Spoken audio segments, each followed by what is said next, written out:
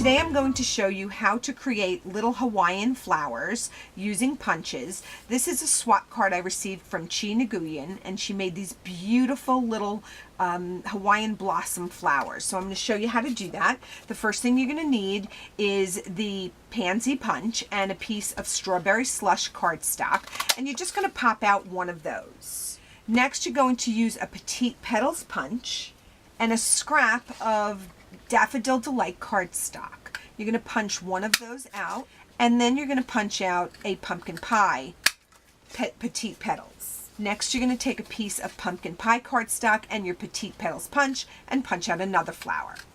You're going to take this little plus sign from the Trio punch pack and a scrap of Tempting Turquoise cardstock, and you're going to punch out one of those, and then you're going to go back to your pumpkin pie and you're going to punch out another. This next step requires a white pen of some sort. I'm using a Stampin' Chalk marker, and you're just going to put some little lines on each of the petals of the flowers, just to give it a little more dimension. On the little plus signs, you're going to just do 4 little dots.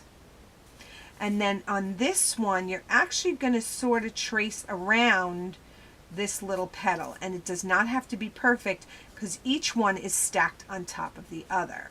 For this one, you're going to do the same thing that you did on the other one, where you're just doing just little marks.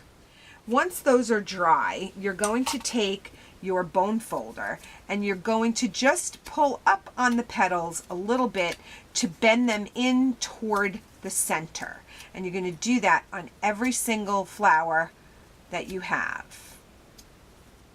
Once you have all of that done, you're then going to find something to make petals with. I'm using the Blossom Builder punch, but if you have any dies or punches, you can certainly make leaves, or you can freehand cut them. So I'm just going to put this in here and punch out. The first thing I'm going to do is take a Stampin' Dimensional and put it on the back of the orange flower, and I'm going to layer that right on top of my pink petal. I'm going to take this turquoise one and I'm going to touch it to a glue dot. Now you can certainly use liquid glue to do this if you prefer. I like to use glue dots all the time, so that's just a personal preference. You're going to do the same thing with this small little orange piece. Just be careful that it doesn't stick out. You don't want your dimensionals or your glue dots showing. Once you get that layered on there, you're going to pick one of the leaves and you're going to put a glue dot on it.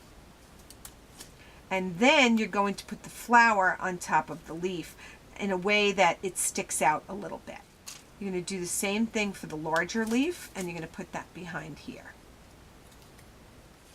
When you're through, you're going to have these adorable little Hawaiian blossom flower punches. So that is your tutorial for today. If you have any questions for me, I'm Kathy at StampsAndScrapbooks.com.